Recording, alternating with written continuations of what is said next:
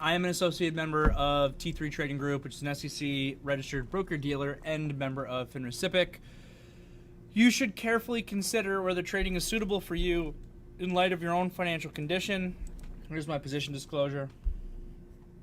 I think I gotta say all this stuff before I can say anything. You guys can see, right? Because once again, I'm having this issue on my end, on my VTF, where it's just a black screen. Same thing happened yesterday at this time. I don't know what the deal is with that. Tech? Where's tech? Oh yeah, they don't actually work here.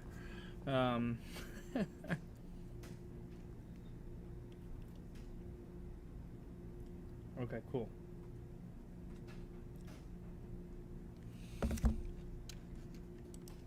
All right. Let's jump into it. So it should be showing a screen now. I should also be on YouTube now. Everything should be up. Pricing. Pricing. Amber just reminded me. Pricing. Yeah, so again, you know, I hope all you guests are enjoying the trial here for the week. You know, me and the team here are really trying to go above and beyond to give you guys an awesome experience. I'm really hoping that a lot of you guys who have been here and are getting a lot out of this, and guys who are asking good questions, and gals, not just guys, that's just the New York and me speaking, guys and gals, who are having a great experience and learning a lot and being involved in a lot of these names that have worked out pretty well for us, or at the very least you're just learning. I hope that a whole bunch of you stick around and really become part of the team. You know, like I said on the first day, the most important thing for me, and this is why I never wanted to previously push subscriptions for ProDesk, is I've always been very afraid of losing the professionalism of the environment that we have here.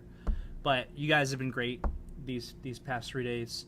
You know, it's been a lot of great communication, a lot of fantastic questions. So, you know, very little banter that I would count as negative. So, as far as I'm concerned, from what I'm seeing, you guys are all welcome to stick around. So, reach out to the folks over at T3 Live, info@t3live.com, pricing, and become part of the team. Also, definitely make sure to check out the @ProDeskVTF on Twitter and Derrick the Trader on YouTube and all that good stuff. You know, because it's not just the great call outs. We had some fantastic call outs today. It was a great day for the team. But again, it's the constant focus on learning and getting high level professional information in there that can help us all really be successful in this trading business. I love what I do. I really love analyzing the markets on a day-to-day basis. When I'm right, when I'm wrong. It's just such an awesome business. And I guess with that said, let's talk about how awesome we were, because we were awesome today. We had some solid, fantastic trades. Like always, though, before we get into how great of a day today was, let's always start with the big picture with the market, right? SPY's closing up a percentage point on the day. Q's closing up a percentage point on the day. IWM up 1.7%. Let's talk about our technicals here and what they potentially mean for going forward. So we have now satisfied the oversoldness of the market, right? Monday, especially at lows, we were discussing in the afternoon meeting on Monday that we extended the downside by about $10. At lows on Monday, we were extended the downside by about $15. Again, the way that I measure extension in the marketplace is where the market is trading versus the space between the 8 and 21 EMA. So when I'm saying extension like that, I'm usually referencing what in this case would be what I call the lower band of equilibrium, which is the 8 EMA on that chart. That's really how I utilize those moving averages. They're tools. They're not support and resistance levels, though sometimes they can be a little bit of a self-fulfilling prophecy where you see the market perfectly bounce off a squiggly line. At the end of the day, it's just a squiggly line. It's a tool, and that's the way that I use that tool, is to help me measure extension, and by understanding extension, I understand probability. So the bears fought back on that overextension, which is really kind of what we expected. We got back to 440. we had spoken about in meetings, the space between 440 and 442 is the area where I would really consider potentially starting to put on shorts or putting on hedges or lightening up on longs. And that's primarily what I did into this move today. I didn't really initiate any new shorts or anything like that. It was more about lightening up on longs, so I took off a ton of the VXX I had. I took off a bunch of the SOFI that I had. I took off a bunch of, exposure into this up move, which is exactly what I wanted to do, because now, as of today's high, we're in a much trickier area. This is where I think the key area it will be for what is going to define the trend, assuming that we are even going to have a trend for going forward for this market, potentially even going forward for this market for the rest of the year. Now that we're no longer oversold, our bear is going to come into this area, and that bounce back could really be as much as 445, but I think it'll be more of the 440, 442 area. Our bear is going to come back into this area and create a lower high for us that can lead to a lower low. If we lose Monday's low, if we create a pivot here and then lose Monday's low, that's really bearish short to medium term for this market. Big picture, we're still bullish. The 200 day is still rising. We're not even really near the 200 day. That's the yellow line that I have here. It's 200 days at 410 for the SPYs. But if we create a lower high here and then we break Monday's low, small picture, medium picture is looking really bearish. So that's kind of where we're at. I think big picture on the market, bears need to try to come back into this area to prove themselves. They were a little bit successful today with that rejection off 440, which is kind of what we expected. I know a few of you guys shorted off 440 today, so it was a nice little trade there, especially just given the information that came from the Fed. What I was really thinking, this is kind of what I was saying as I was reading it at 2 o'clock, was, all right, we're probably going to see a lot of volatility. I really wasn't believing that up move, but I didn't think that we'd see a major down move either. I think I said really early on when I saw the news coming out of the Fed, we'll probably close about where we started here, 438, right? Let me go to the 5-minute chart so you guys can see. 2 o'clock, where are we trading? 438. What does the Fed say? Again, did the Fed say anything that we weren't really expecting? The answer is no. I really think that everything the Fed said more or less met expectations of the market coming in. So with no surprise, I'm not really expecting a big directional move off of it, but I am still expecting volatility. So we trade higher to that 440. Some of you guys put on some nice little shorts here. Then we overreact to the downside. We trade down to 436.50. Why is there usually an overreaction to the downside? Well, because all these people who bought here then become out of the money, so then they sell, then that bounces back up again. Just volatility. Where did we close? Where are we right now? 438 basically on the dot right now. That really perfectly meets the expectation. And with there being no directional move and just that increase in volatility, with basically the Fed saying the things that we expected. And again, I'm gonna circle back to the Fed. We'll talk about that in a few minutes about specifically what they said. So that's our SPYs. Qs here very similar. If anything, the Qs actually showed a little bit more relative strength to the market post 2 o'clock, and that is due to the fact that that the TLT was trading higher. So the IWM, even though the IWM is up most on a percentage basis, was weak to the Qs post 2 o'clock today, primarily because the TLT was ripping higher, which means that interest rates are going lower. And as Brant said, really does not care about, the market really doesn't seem to care about tapering, or the TLT doesn't seem to care about tapering. Because tapering should bring the TLT lower, bring interest rates higher, at least in theory. Again, let's circle back to that in a second. Let's see if I missed anything on the big picture chart of the Qs of the IWM. No, Qs basically the same thing, right? We're no longer oversold on the Qs basically as of today's high. IWM even overshot it a little bit. IWM fully filled that gap. Was primarily the relatively strong index today until 2 o'clock came around, then was a little bit weaker. IWM is still overall kind of in neutral territory. So that's the big thing, going back to the SPYs. Are we going to see a lower high come in or not? Or is it just going to be business as usual and we rip our way back up and go back to highs. Or the third thing that I mentioned that I know Brandon agrees with is the potential of sideways price action. Where maybe we don't really have a full breakdown, but we don't just rip back up and have all new all-time highs. We're up like, I don't know exactly what the percentage is, 18, 20% in the S&P on the year. If the year ends right now, this would go into the record books as an excellent year for the S&P.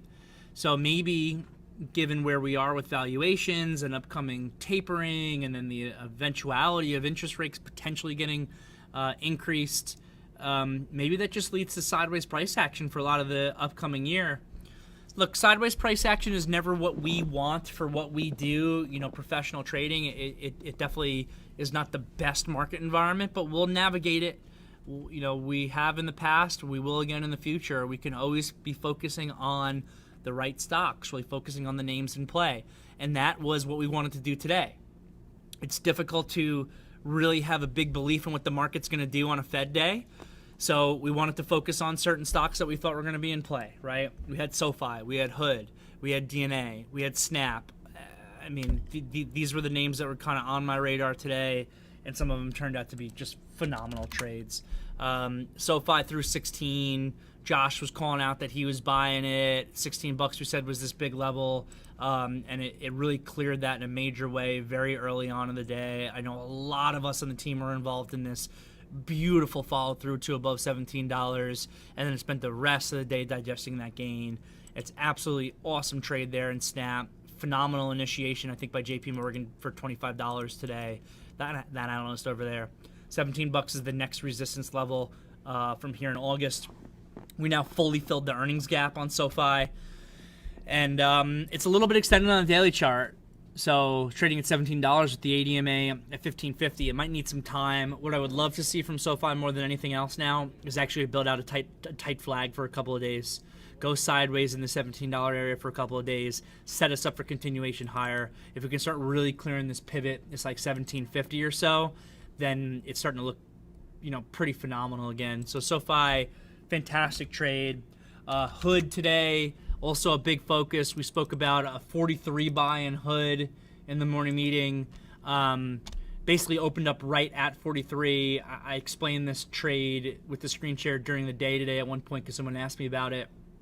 But very quick downtick at the open to the low of 42.76. You take your buy through 43 versus that low. You have 25 cents worth of risk. Trade ends up working out phenomenally well today. You may have gotten pushed out in the 11:10 pullback, which is what it is. It depends on how tight you were trailing. You could have, and it would have satisfied my rules, my trailing rules, raised your stop to the second 5-minute bar low of the day, which is 43.52, in which case you do get stopped out here on this bar. You may have also cheated on the third rule of my trailing when this bar came in at 10:30 and raised your stop for the first time to the 43.56 low here, in which case you also would have gotten pushed out. That's the danger of cheating on my third rule of trailing. The third rule of trailing that I have states that you need to have a new high in order to raise your stop to the pivot low. My first two rules, which are pivot point and ADMA catch-up, I basically never cheat on those rules, but the third rule I will occasionally cheat on. And we spoke about in real time that you could, if you wanted to, on some of your position, because of this positive green bar, cheat on the third rule, in which case you got pushed out of a trade that otherwise continued to work.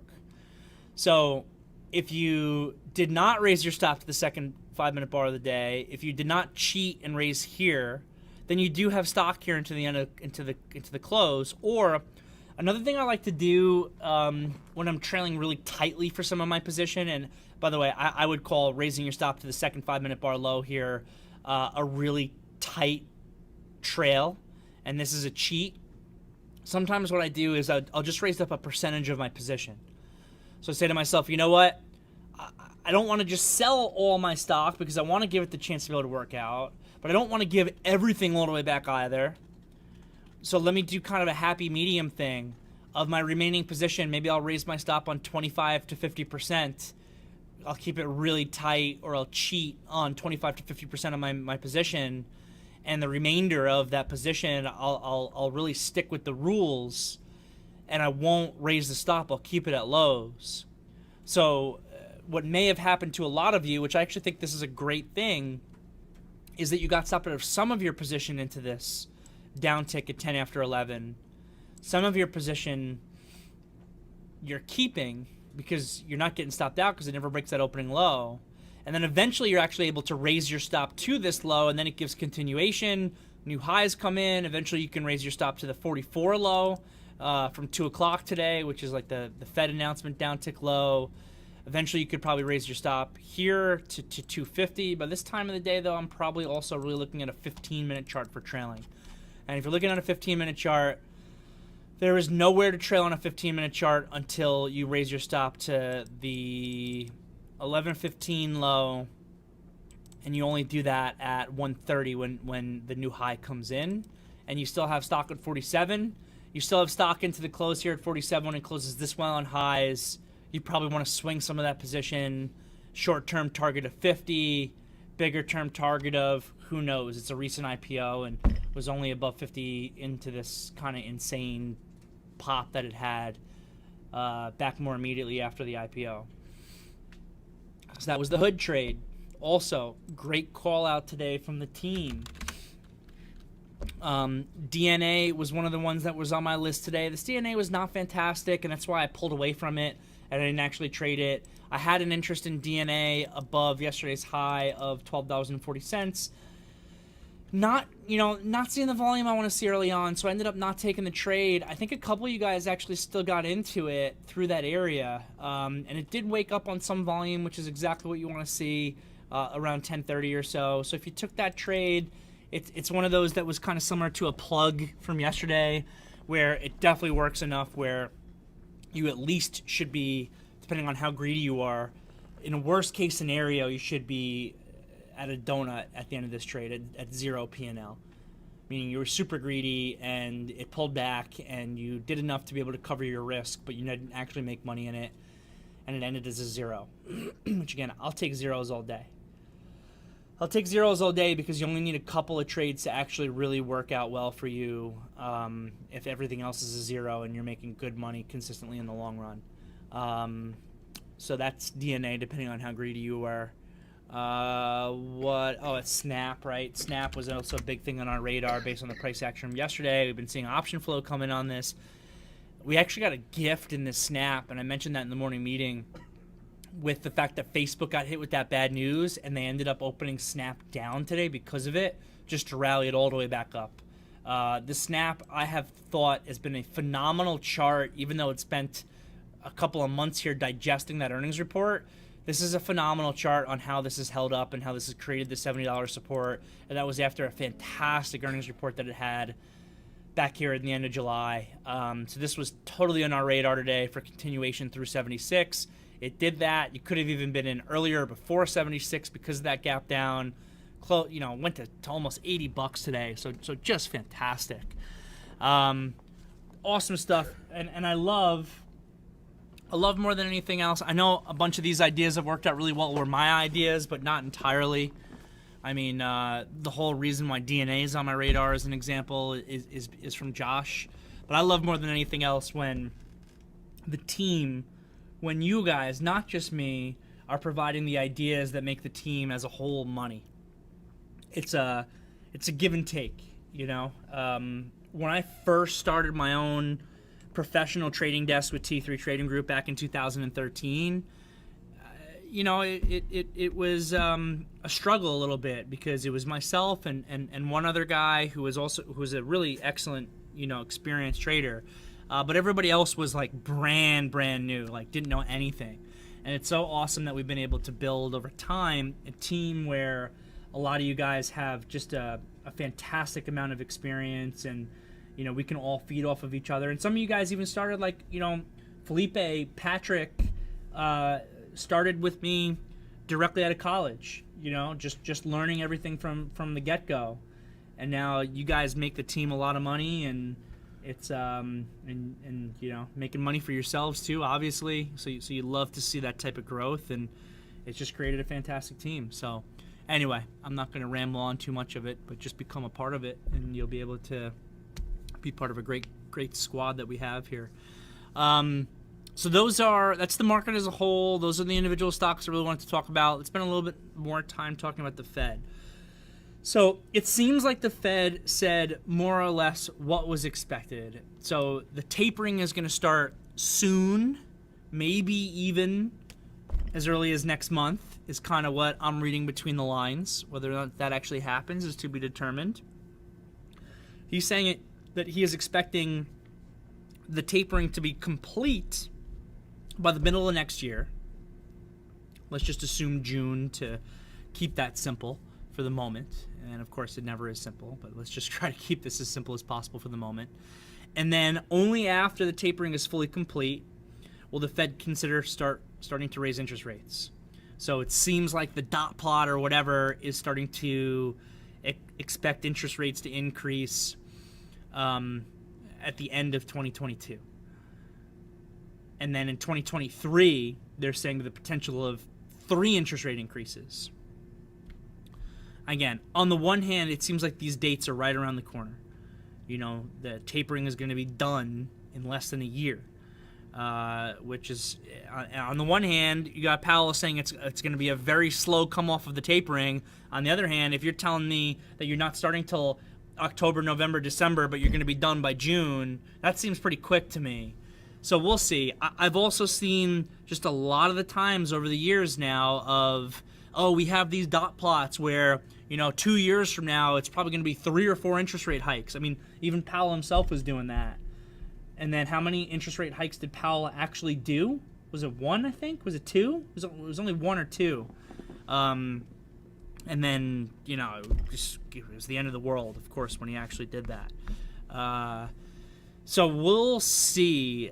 I am a proponent, personally, of starting to do this sooner rather than later. And I said the same thing back in 2013, that we should start increasing interest rates back in 2013 just because, the economy is running along fine. The markets are at all-time highs. And the thing is that we need to almost like reload our gun in case the next crisis occurs. And that's the biggest thing I was saying. And honestly, the biggest thing coming into coronavirus is we couldn't really lower interest rates coming into coronavirus because we were already as low as possible. So then the only other tool I have is to then come in and do absurd amounts of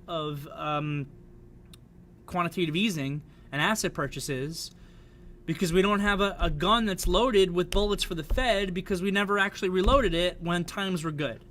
And times were pretty good starting in 2013. We easily could have slowed it down, even if it was just 0.25% to 0.5% a year starting in 2013 through when the coronavirus actually hit. It would have given us, a little bit of ammo into when the virus situation actually negatively impacted our economy. But instead, we're just in this scenario where, interest rates are at zero forever, and, we just got to buy and buy and buy. And again, it almost feels to me like money's not even a real thing anymore when you're talking about the trillions of dollars that we spend on certain things, right? It's like I said, and it's only a half joke. I wish it was a full joke, but it's really only a half joke. It's almost like money is only real to the people who actually can only have a limited supply of it and need to utilize it to buy groceries. For all the rest of for everything else, for the Fed, for the U.S. government, for everything else, it's almost like money's not even a real thing anymore. Just don't tell the foreign purchasers of our debt that. Anyway, so what does all of this actually mean to trading in the markets, though, right? That's what we need to be concerned about. So, you got two things. You got tapering, and you've got the Fed actually increasing interest rates. In theory, at least, and in practice it could be different. In theory, tapering should increase interest rates. Well, what did the TLT do today? TLT ripped higher, right? But, I mean, what are we up, really? TLT's up 0.65%. So, okay, fine. TLT is moving a little bit higher. Interest rates are moving lower. What? You know? And again, it's only 0.7%. It's not the biggest move in the world. But if this imminent tapering is coming and the market is a forward-looking mechanism, shouldn't the TLT be going down, which means that interest rates should be going up, right? A lot of the times, the theory and the practice when it comes to this stuff are actually pretty different. And that's also kind of what I was alluding to a little bit earlier in the morning meeting, where it's like, is there any chance where tapering happens and the market actually breathes a sigh of relief on that because we're actually going back to something that's a little bit more normal? It's just a thought, not a prediction. We don't have a lot of historical tapering to really be able to look at to see in history statistically what the market usually does. We do have a lot more data on what happens when the Fed increases interest rates. But we did have a taper tantrum at one point in the past when it came to the market. I'm trying to remember when that was. Was that the 18 pull, the pullback here at the end of 18? Or was that actually the increase in interest rates? Or maybe that was the early 18. I'm trying to remember exactly which pullback that was. That was the taper tantrum. It was the end of 18. Thank you. Where we had like the taper tantrum, and the market actually pulled back really hard on that. So, I mean, we do have that data that the market really didn't like when all of a sudden the government wasn't buying bonds anymore. But there's also data that shows historically when the Fed increases interest rates that the first, like 3, I think it is, interest rate hikes are actually correlated with also a move higher in conjunction with the market. And then it's only after you get past, I think, 3, might be 4 interest rate hikes that the market actually starts to view that negatively. And again, if you really want to take an even bigger step back on it, it has to do with the free rate of money. You know, like, so the free rate of money is what treasuries pay out. So, I mean, what TLT is what, like a percentage point or something like that? So, I mean, I don't know. Does anyone here want to own a whole ton of treasuries for a return that is less than inflation? I don't. But what if you could magically tomorrow get a risk-free return at 6%? Would you keep your money in the stock market? Like the U.S. equity market has a historical return of, 7-8%, but with a whole ton of volatility and risk. Would you rather have your money in the stock market where maybe you can get an extra percentage point or 2, but with all that volatility and risk? Or would you rather be able to get 6% from the government for free, right? And a lot of people are going to say that they'd rather have a risk-free rate with the 6% guaranteed, of course, right? So I'm using that 6% as a little bit more of an extreme number because I know what people's answers are going to be to try to illustrate a point. At a certain point, the higher that interest rate becomes, the more attractive that number becomes, and the less people want to have their cash in the actual stock market when they could get a really good risk-free rate from the government. So what that in turn does is it brings down the PE multiple of the market. So the market, because interest rates have been so low, has been trading at a elevated PE for a significant period of time now. And the really interesting thing is that we have seen the forward PE multiple actually decline this summer. Pat, in one of his notes, he's posted a couple of times in his note, the chart of the forward PE actually coming down even as the market went up. And that's because the last couple of earnings seasons were so strong for stocks. So that's interesting as well. But those are all the things that we need to think about. And the other thing that we need to think about is if interest rates do increase, what does that mean? Who's that good for? Who's that bad for? Well, a lot of the companies that exist right now would not have been able to come into existence at all, in my opinion, had it not been for the fact that money's been free for so long. Think about all of the companies that have been able to operate at a huge loss for so long just because they're able to just keep raising more and more money almost for free with the promise of, well, someday down the road we'll actually start to think about profits. And it's all the tech companies. So, you know, Uber, Tesla, would those companies even be able to be companies if they weren't basically born in an environment where interest rates were basically zero? It's debatable, right? Some of these companies for sure probably would not be able to be around. But if all of a sudden money costs money, then you can't continue to operate at a loss forever because it's too expensive to raise the money for your ongoing operations. But right now, while it's free, it's fine. So generally what you should expect to see is, as interest rates do move up, or if interest rates do move up, then a lot of those companies, they better figure out a way to be able to get profitable pretty quick, or they're going to be in big trouble. So higher interest rates tends to be worse for tech companies. It tends to be worse for the Qs. It tends to be better for value, for financials, right? Financials are the obvious case in point, right? Because they make their money off of there being a high interest rate.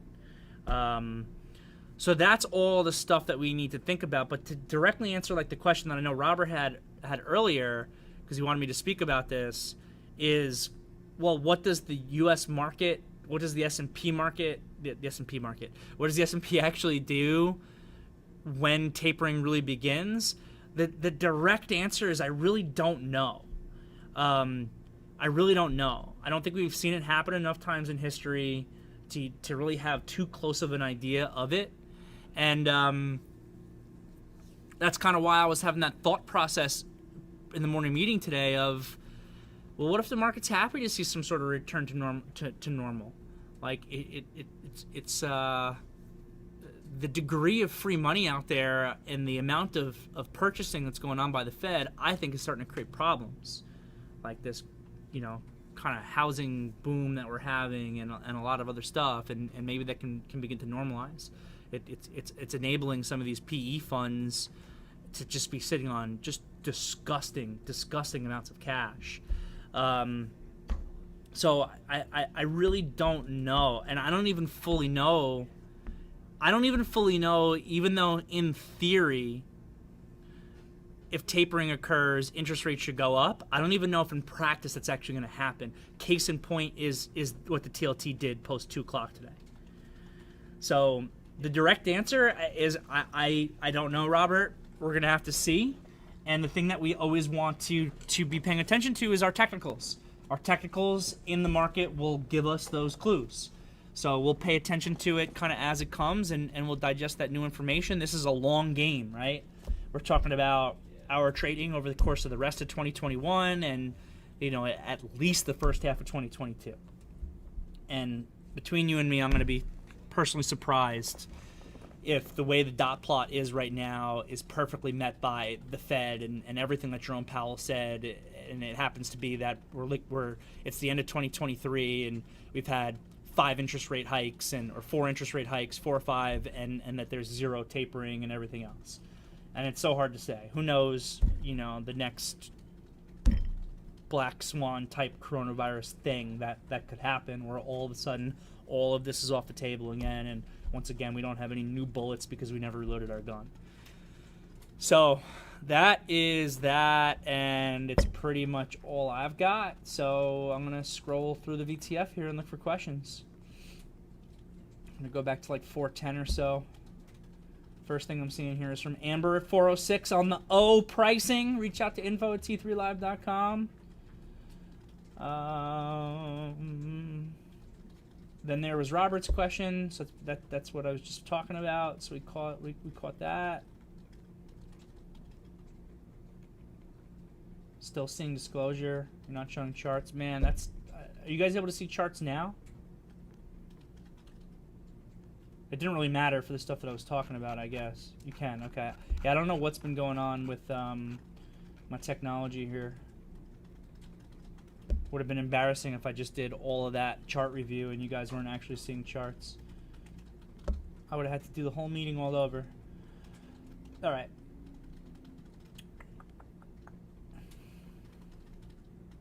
Josh asking about BlackBerry. That's the first question I'm seeing. Is BlackBerry doing this after hours? Does BlackBerry have earnings? 10%. BlackBerry is not heavily... Oh, it did have earnings. Just so you know, BlackBerry is actually not that heavily shorted anymore. Doesn't mean it's shorted enough where it could still have a squeeze, but it's not like what it was, back the last time that they actually squeezed it.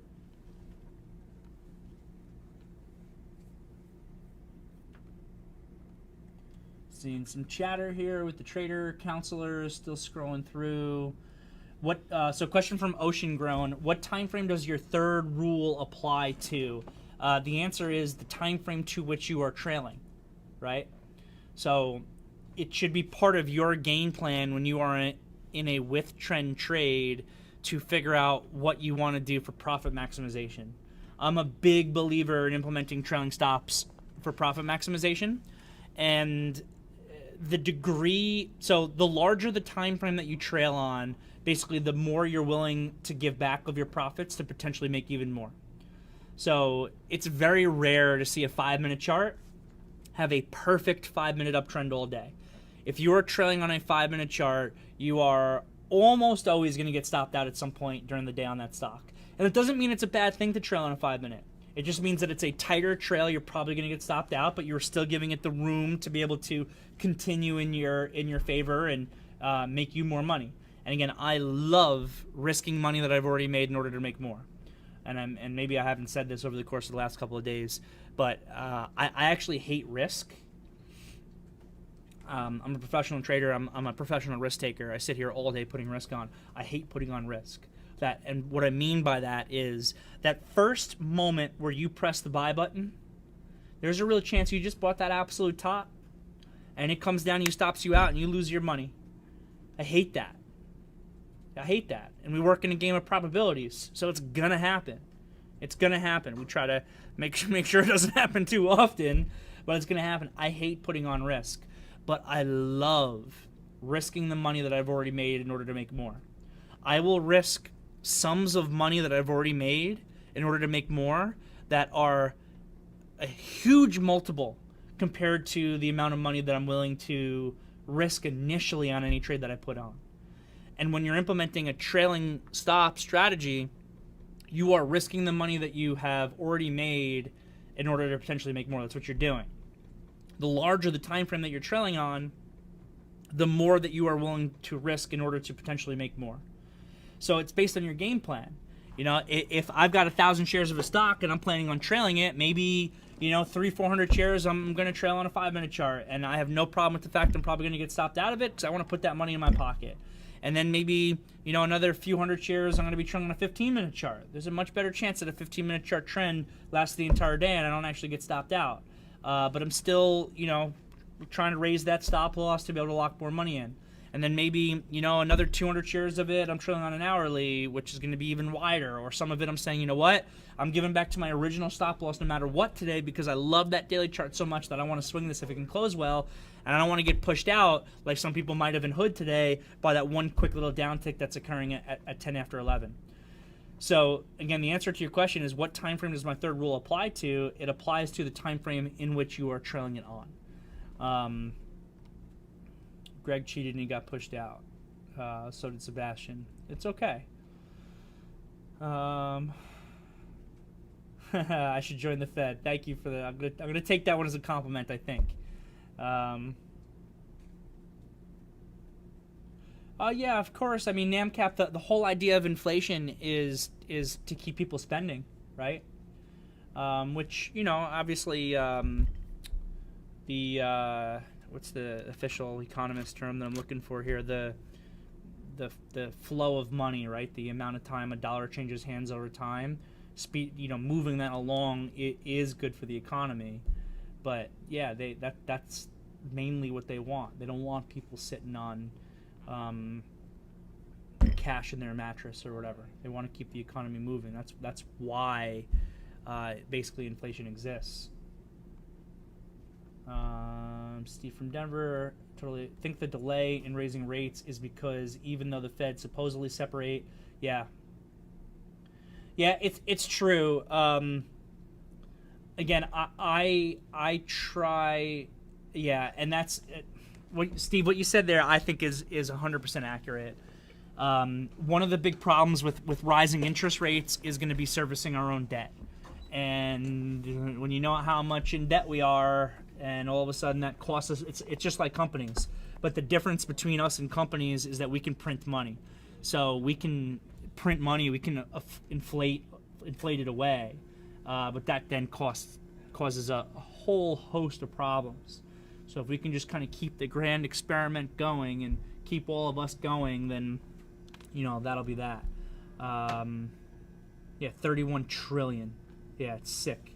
I forget what the percentage is of the budget is actually paying off our debt, but it's crazy. It's crazy. I mean, it's the grand experiment, right? Like, Rowan loves to joke that I'm a permabull, but it's kind of interesting because it's like I'm a permabull and a permabear at the same time. Because in the long run, is this really going to be able to work out? I don't know. But the technicals keep saying higher, and being long has been a lot easier than being short. And if the entire monetary system implodes, then my money's worthless anyway. So I might as well be long and keep going for that ride. Cool. Scrolling through here. Looking for questions. No problem, Robert. Would you consider tomorrow a short opportunity tomorrow on SPY once the gap is filled? If we gap up big tomorrow, Tommy, it could be a short. Yeah, so exactly the area that you're talking, 441 to 443. I've been saying 440 to 442. We also have to keep in mind that ranges are wider now after OPEX. So when those ranges widen up, I sometimes actually am I'm consistently a little bit off sometimes when the market's moving like this. I'm consistently a little bit early on my numbers. So I know myself well enough to know that if I'm saying 440 to 442, it might end up actually being as high as like 443 to 445. But it's that area that we really need to be watching for sure. Next from Gabriel, would an ad what was sold on Hood in that pullback would be reasonable? Or too big of a pullback to add? If I understand your question properly, you're talking about adding on this pullback. I don't think that there's a way to add on this pullback. There's no technical setup to add. Now, again, Gabriel, I know you're on the team, so I've spent previous meetings the last couple of weeks talking about the difference between an add and an add back. An add is when you're taking on new stock. Add back is when you're taking back stock that you sold at a previously higher price. I see no way to do an add here, but you could have done an add back, meaning you sold stock into this move up to, $45, and now you said, you know what, I'm going to add back some of that stock I sold up at 45 at 43.50 or 43.25 or whatever versus this low, because I'm going to be profitable no matter what, and it gives me the opportunity to work the position back and forth for cash flow. I do that a lot. And if it goes all the way down and stops me out, okay, fine, I gave back a little extra profit than I would have otherwise, but I still made money. And if it gives me some volatility in this area and doesn't actually totally fail, but it ranges out or something like that, I can actually make a lot more cash flow in the process. So I don't think you could do an add here, but I think you could have done an add back. Next from T. Jones, could you comment on individual stocks, 50 to 60% of the stock? Yeah, so this is another thing I've spoken about, not this week, but a lot of times recently in the VTF. Let me finish reading your question, though. 50-60% of stocks have had a major decline in the last 6 months, although SPY indices are at all-time highs. With a handful of leaders propping up the market, possible the correction started a couple of months ago. The top of the market was in February. I've been saying this, just not for the SPYs and the Qs, but for most stocks and for the speculative part of the marketplace, we topped back in February. All of those speculative stocks that we're paying attention to are down 50, 60, 70, 75% off their highs. All those highs were in January, February, and most stocks that you type up are nowhere near, they're in bear markets. Many stocks that you type up are in bear markets, and that has been one of the big conundrums for me on this market that I spent a lot of time talking about and a lot of time thinking about. because the question is that I struggle to wrap my head around is, what do those stocks do if the market itself actually breaks down? Because on the one hand, I'm looking at stocks that are, so first of all, back in February, I was telling everybody that the market, that it was a bubble. All those stocks that were wiling out.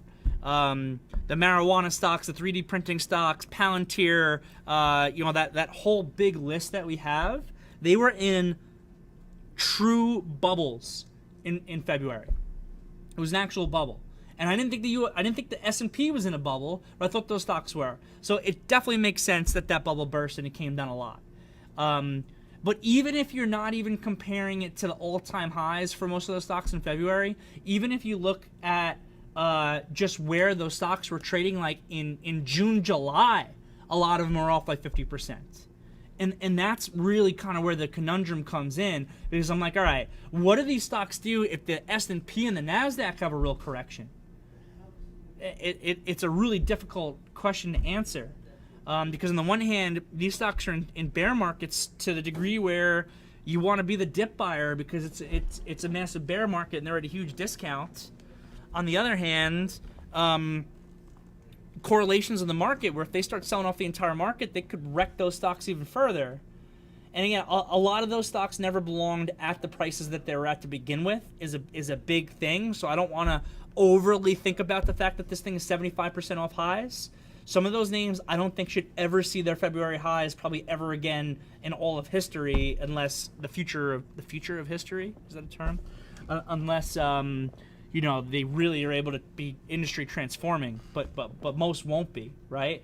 So for sure, and that's kind of been the big conundrum on it, and I'm still trying to figure it out. So that's why I focus on a lot of those names. I don't know. I don't know if you've got thoughts on it. I'd love to read them and hear them because I'm still trying to figure it out myself.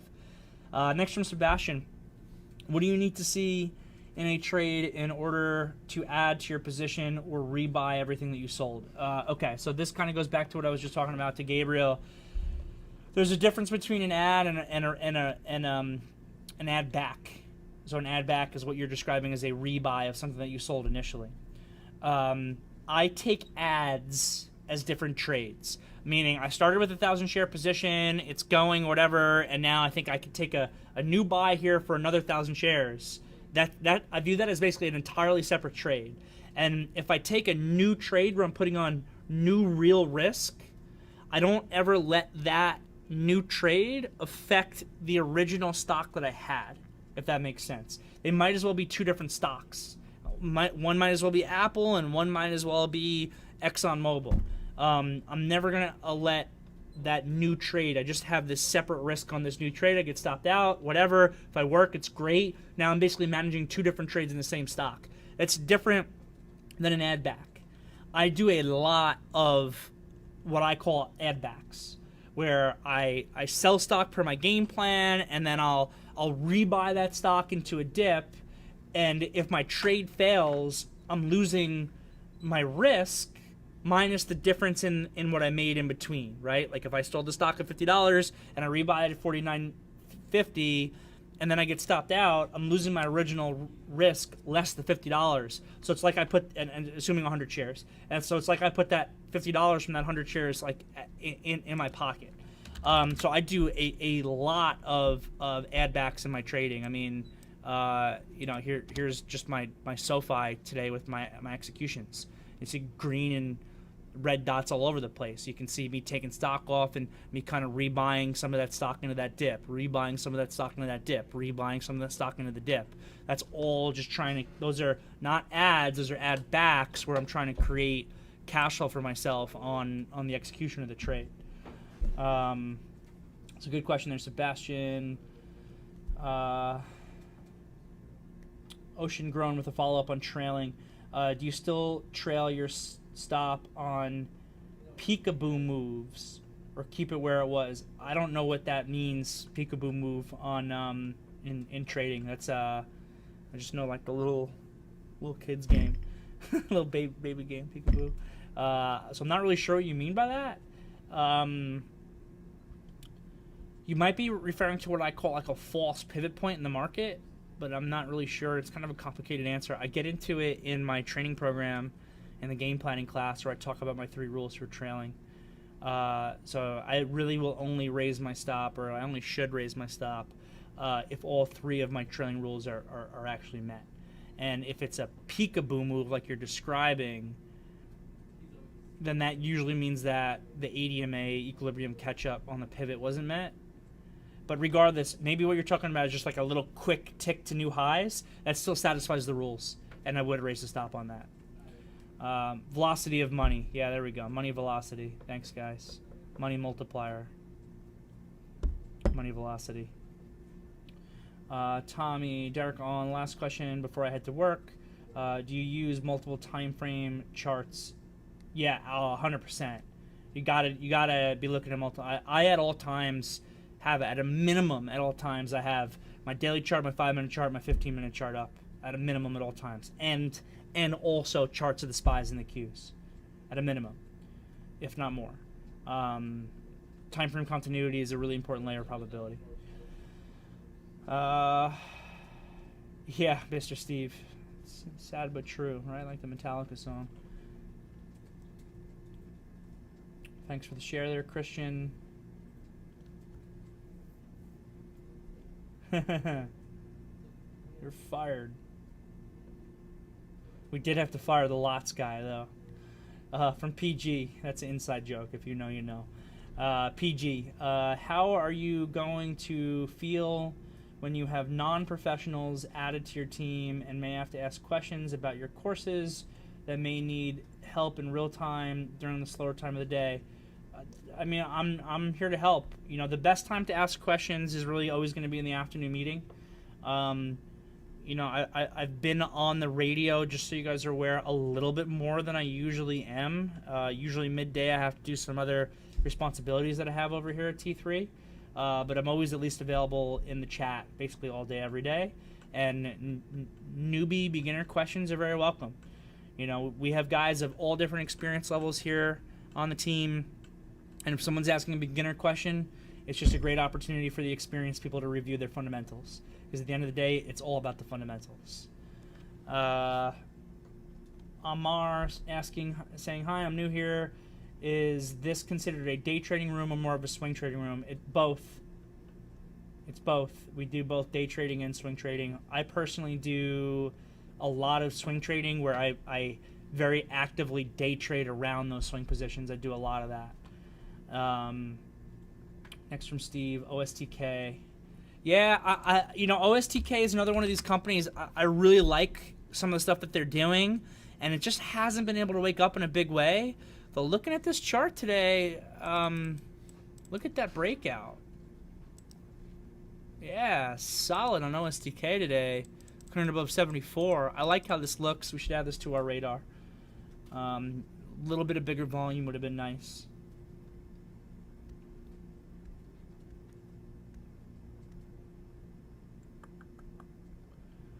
Scrolling through here. No problem, Tommy. Hope to see you on the team. Robbie, can you show multiple charts on the screen? We can see. I don't think so. Not unless I'm, like, you know, taking a couple of screens and overlaying them on each other. But honestly, even though I've been sharing my screen, and I've been doing that just in general recently, I personally don't think the screen share is necessary. I know it looks good, and if it helps people, I'm happy to do it. But when we're communicating about a stock, you should be typing it up into your own software and trying to hear and see for yourself what we're talking about. And then if you need clarity, if you say, hey, Derrick, can you show me on the chart? Okay, fine, I'm sharing the screen and I can do that. But I really don't think that the screen share for the most part is necessary, because people should all have their own trading software, charting software, and it should be good enough where if we're talking about a stock, you're typing it up for yourself and studying it for yourself. But yeah, you know, I do share the screen. We'll see how that goes. I'm gonna have to get some more screens when I'm remote. So will alerts in your trades be posted here? Yeah, we try to communicate in real time our trades as much as possible. How many charts do I have on each monitor? It depends on the monitor. Some I have more than less. Anywhere from 1 to 4, really. I have 6 monitors here. I have 6 smaller monitors here at my office setup. On my remote setup, I've got 2 widescreen monitors. I really, really need to add a third. Where's the tech team? Tech! Tech! They never come. They never come when I yell. I'm having a good year, Bob. From Chris M. What types of setups do you use most? Momentum with price fall, pullbacks, breakouts. It depends on the market environment. I've been a big fan of the breakout trade for quite a while, so that's one that I do. I like pullbacks when you have time frame continuity like a pullback when you have time frame continuity on larger time frames to the upside. That's definitely a good one. Love trading names that are in play. You know, if the momentum makes sense when the volume comes in as well. So really all the above. You know, and again, it definitely depends on market environment also. Certain market environments, certain types of trades are better than others. No problem, Stevie. Glad that you've been part of the team. Reach out to info@t3live.com. Okay. Thanks for that, Truett. That's really good feedback, actually. So glad I do it. And you can always also type into here if you misheard something. I know I speak pretty fast sometimes. Occupational hazard of being from New York. Except when I'm out west, I think I start to slow down a little bit. I use Lightspeed. For professional traders at T3 Trading Group, we have 4 different software options: Lightspeed, Tachyon, Sterling Trader Pro, and Wex. Tachyon is cool because you can actually link other charting to it. So some people like that. Like you can use TradingView.com charts to link to the Tachyon platform.